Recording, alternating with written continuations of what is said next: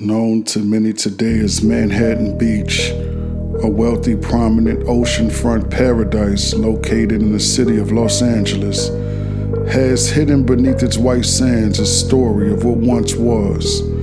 The story of Willa and Charles Bruce and their vision, which became the reality that would become what was known as Bruce's Beach, a thriving, black-owned beach resort that would be unscrupulously taken from the Bruce family by force. But how? How could this be? This is the story of the taking of Bruce's Beach.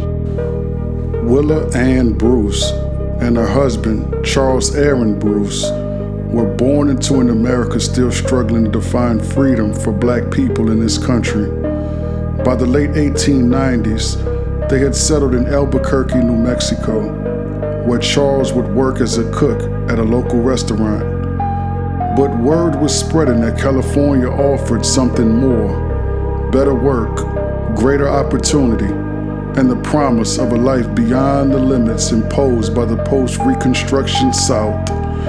In 1903, Willa and Charles would pack their belongings and move to Los Angeles with their only son, Harvey. They'd purchase a home at 1024 Santa Fe Avenue and begin building their new life. As the 20th century began, many black families looked west, hoping California would offer what the South had denied them: safety, opportunity, dignity. But California was not free from Jim Crow. Black people were still turned away from restaurants, hotels, theaters, bathrooms, and beaches. Willa and Charles Bruce understood that humiliation all too well. So instead of accepting exclusion, they envisioned building something of their own, for their own. They would envision a place where black families could gather, vacation, and enjoy the oceanfront beach without being told they weren't welcomed. In 1912, Willa and Charles Bruce stood on a stretch of Manhattan Beach coastline and saw more than sand and water. They saw opportunity to reinstate dignity to black people who weren't welcomed at most beaches at this time in America. At a time when black families were being turned away from beaches, hotels, restaurants, and public spaces, the Bruces did something radical. They bought the land. For $1,225, they'd purchased beachfront lots in Manhattan Beach in the city of Los Angeles and began building their vision. By just 1916, Bruce's Beach had become a thriving, black-owned and self-sustained oceanfront beach resort, offering amenities such as food, music, dancing, changing rooms, bathing suits for rent, and access to the oceanfront without humiliation. Black families traveled from far off to Bruce's Beach by red car, carrying picnic baskets and beach gear, excited to reach the Bruce's Beach Resort. What Willa and Charles Bruce built was more than a beachfront oasis. It was a refuge, a symbol of progress, ownership, and black entrepreneurship. And in Jim Crow America, that made Bruce's Beach dangerous. Bruce's Beach Resort did more than attract visitors. It attracted black residential home ownership. As the resort grew, other black families began purchasing land nearby and building homes of their own. Between 1919 and 1926, at least 6 documented black families would acquire property near Bruce's Beach. This would include Major George and Ethel Prylo, Miss Elizabeth Patterson, Mary Sanders, Milton and Anna Johnson, John McCaskill and Eliza Irvin, and James and Lula Slaughter. Some built vacation homes and others lived there year-round.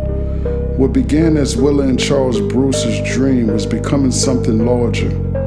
A modest black beachside community in Manhattan Beach. And that is when the opposition hardened. In America, Black progress has too often been answered by white aggression.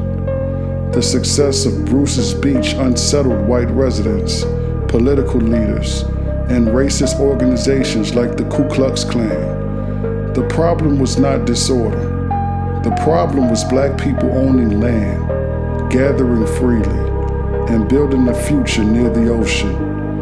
To local white residents and officials of Manhattan Beach, Bruce's Beach was not simply a resort. It was an alleged threat to white property values, white control, and the racial order they intended to preserve. But more importantly, it was an unapologetic display of Black progress and self-reliance, and it would be a foreshadowing of what would come next. The effort to eradicate Bruce's Beach would soon be underway. By the 1920s, the Ku Klux Klan was not just a Southern terror. It was active in California, in Los Angeles, along the coast. In July 1924, the California Eagle, one of the leading Black newspapers in Los Angeles at the time, reported that the Klan was operating, quote, unrestricted along the waterfront. Just south of Manhattan Beach, in Redondo Beach, Klansmen were handing pamphlets to Black fishermen. The article named the Bruces and their resort directly, reporting that certain Klansmen in the area objected to the presence of Black people and had influenced the very public officials who controlled the city. But the Klan was not the only threat. The city itself began making life impossible. George Peck, the wealthy developer who founded Manhattan Beach, would line his property with guards and no trespassing signs to block Black families from reaching the shore. To get to the water, Black visitors at Bruce's Beach were forced to walk an extra half-mile around his land. And then came the ordinances. No dressing or undressing in cars. No parking in certain areas near the beach. The laws did not say Black people. They did not have to. Everyone knew who they were meant to stop. Then the harassment turned physical. Tires were slashed near Bruce's Beach. A mattress would be dragged beneath the resort and set on fire. Someone tried to blow up the gas meter at a nearby Black-owned home, and Willa Bruce endured threatening phone calls day and night. But still, the Bruce family did not leave. They had bought the land. They had built the resort. They had created a place where Black families could gather with dignity at the California coast. And they were not going to be frightened off by threats, fire, or hate. But the people who wanted them gone were preparing to use something much more powerful. Not a mob, not a torch, but the law. Meet George H. Lindsay, a white real estate agent who moved to North Manhattan Beach in 1920. Years later, the man who interviewed him for a master's thesis would say Lindsay did not appear especially hateful. He showed, in that researcher's words, no clear sign of personal malice toward Black people existed. But that is what made him dangerous, because Lindsay did not need to wear a hood to help destroy Bruce's Beach. He only needed a legal theory. After taking real estate courses at the University of South Carolina, Lindsay learned about the Park and Playground Act of 1909. It gave cities the power to condemn private property for public recreation, rather also called eminent domain, a clean legal phrase for a brutal act. The government taking land from private owners, paying them what it decides, and calling the taking a public necessity. Lindsay understood how to use it. White landowners feared that the growing presence of Black families near the beach would lower property values and threaten what Lindsay called, quote, a way of life in Manhattan Beach. He spoke of a peaceful solution to what he described as a, quote, Negro invasion. On November 15, 1923, Lindsay and several civic leaders appeared before the Manhattan Beach Board of Trustees with a petition. They asked the city to create a district to purchase blocks 5 and 12 of Peck's Manhattan Beach tract. Those just happened to be the blocks where the Bruces and their black neighbors owned land. The stated purpose was a public park, but the real purpose was removal. And with that petition, the machinery of unlawful and unethical dispossession began to move forward. What happened next unfolded with chilling precision. On December 6, 1923, property owners in blocks 5 and 12 filed official protests against the city's plan. The black families understood what was coming. They saw the machinery turning toward them, and they fought back through the only channels available. But the city kept moving. On January 3, 1924, Board Trustee Frank S. Doherty introduced Ordinance Number 263, declaring the city's intent to take the land by eminent domain for a public park. 1 month later, on February 7, 1924, the ordinance came to a vote. Doherty moved to adopt it. Robbins seconded it. Doherty, Robbins, Campbell, Delavan, and President Bull would all vote yes, a unanimous vote. Then, on June 19, 1924, Manhattan Beach passed 3 more ordinances. They would restrict bathhouses, place dance halls, clubs, theaters, and amusement spaces under the control of the Board of Trustees, and banned people from dressing or undressing in cars, tents, or temporary structures. These laws were passed the same day as Ordinance Number 276, the ordinance which formally declared the city's intent to condemn the blocks where the Bruces and their black neighbors owned land. The message was clear. Even if they survived the taking, they would never be allowed to rebuild. By October 16, 1924, Ordinance 282 began the formal condemnation proceedings. The next month, the city filed suit to condemn 30 lots. 6 of those lots belonged to black families: the Bruces, the Johnsons, the Prelows, Elizabeth Patterson, and others. These were not empty lots. They held homes, cottages, and in the case of Willa and Charles, Bruce's Beach, a 2-story resort built from years of labor, sacrifice, and vision. The families fought back in court. In their answer to the condemnation lawsuit, Willa and Charles Bruce said plainly what the city was doing. They argued that the true purpose was not a park, but to drive them out of Manhattan Beach, especially from the land near the ocean, because they were black. They called the proceedings arbitrary, oppressive, and driven by racial prejudice. They were right. They knew it. The city knew it. And still, the law moved forward. The condemnation case would drag on for years. And while the lawyers fought in court, Bruce's Beach was slowly being strangled. By the spring of 1927, Willa and Charles Bruce knew the city had made life there impossible.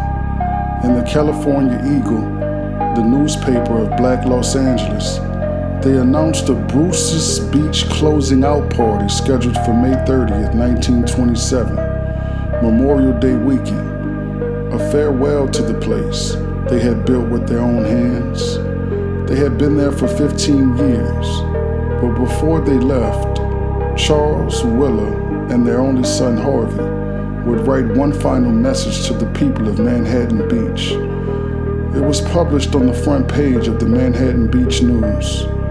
They said what everyone already knew, that the park was not really about public need. It was about them. They wrote that the attempt to turn those 2 blocks into a park was, quote, a direct slap at them because they, quote, were not born white people. It was a public accusation from a family that had been robbed in broad daylight. The Bruces reminded the city that they were taxpayers too. They challenged the lie that this taking served some urgent public purpose. They understood the truth. Manhattan Beach did not need a park badly enough to destroy their home, their business, and their future. But the decision had already been made. In June 1927, the Bruces left Manhattan Beach. Their buildings were demolished. The resort was gone. Charles and Willa moved to Los Angeles, to 1042 East 20th Street. Charles Bruce would die in 1931. He never saw a dime from the settlement. And Willa Bruce, she died in 1934. The funds from the eminent domain expropriation did not come until 1932, just 1 year after Charles Bruce passed away. The Bruces had demanded $120,000 for what the city took from them. They received merely $14,500 for their land, for their resort, for their livelihood, for the future stolen from them and their descendants. They asked for justice. Manhattan Beach gave them an insult. The Bruces were gone. Their buildings had been torn down.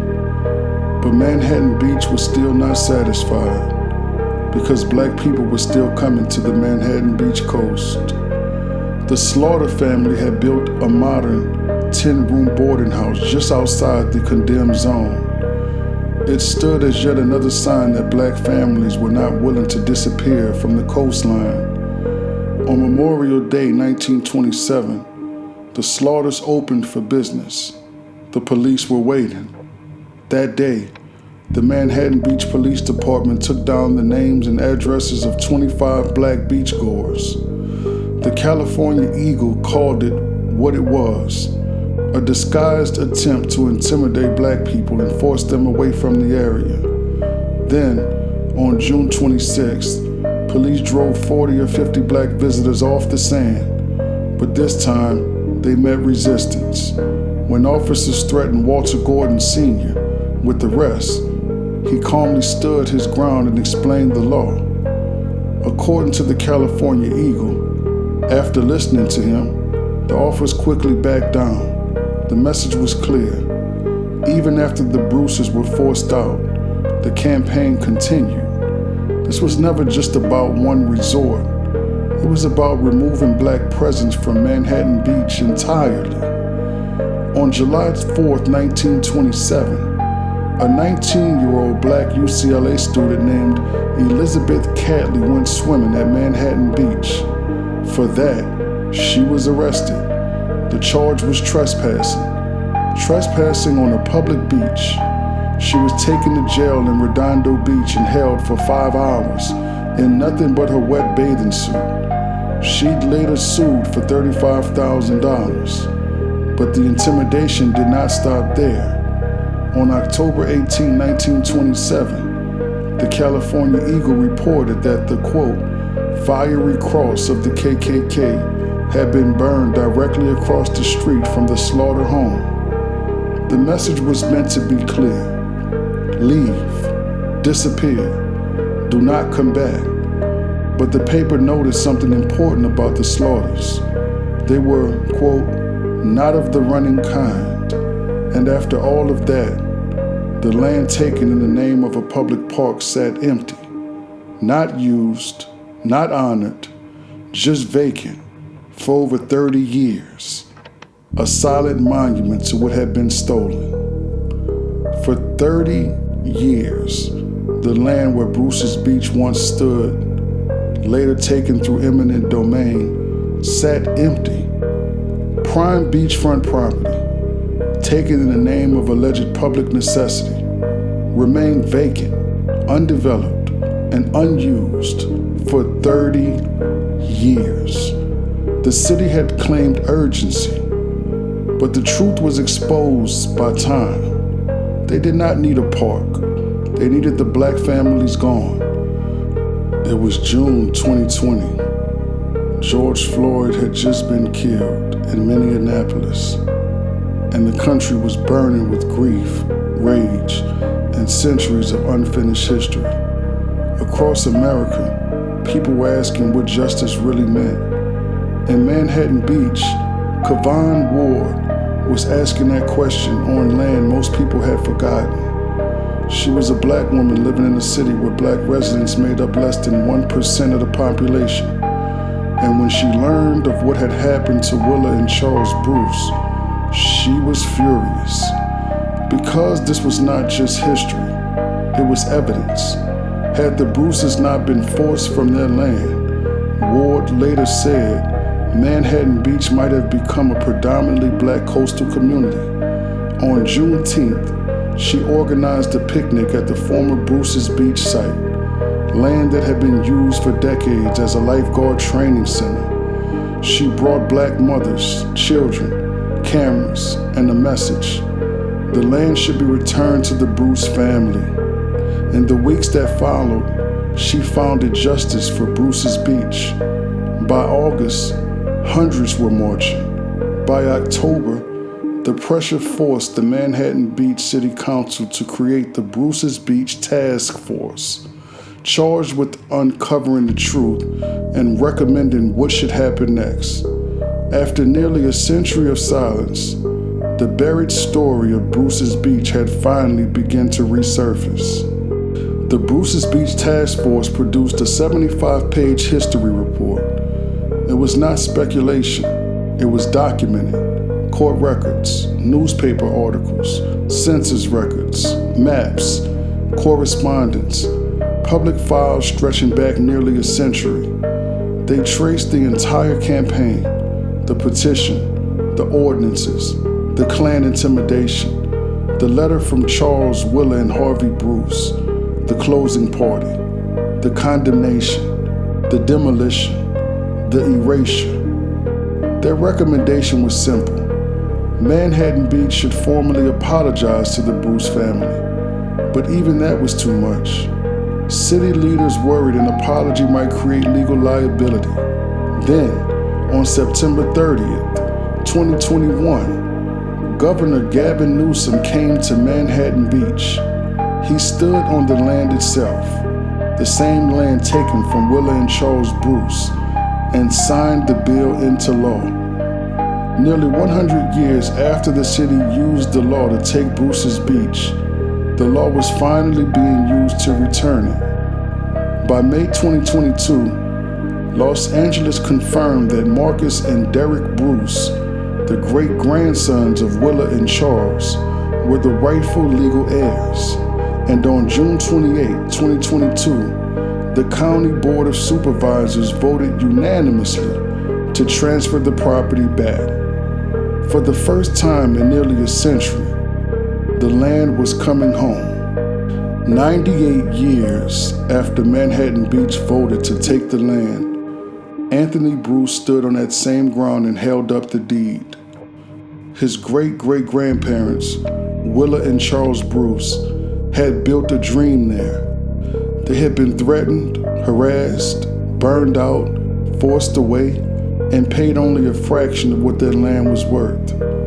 They left Manhattan Beach, moved to South Los Angeles, and died without ever seeing justice. But now, nearly a century later, their descendants held the title. Supervisor Janice Hahn was there. Senator Stephen Bradford was there.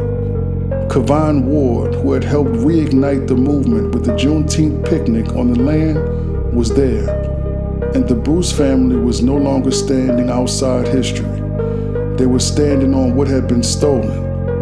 Family spokesperson Chief Dwayne Shepard called it a moment of vindication, saying the people of California had spoken and refused to tolerate racism and cover-ups any longer.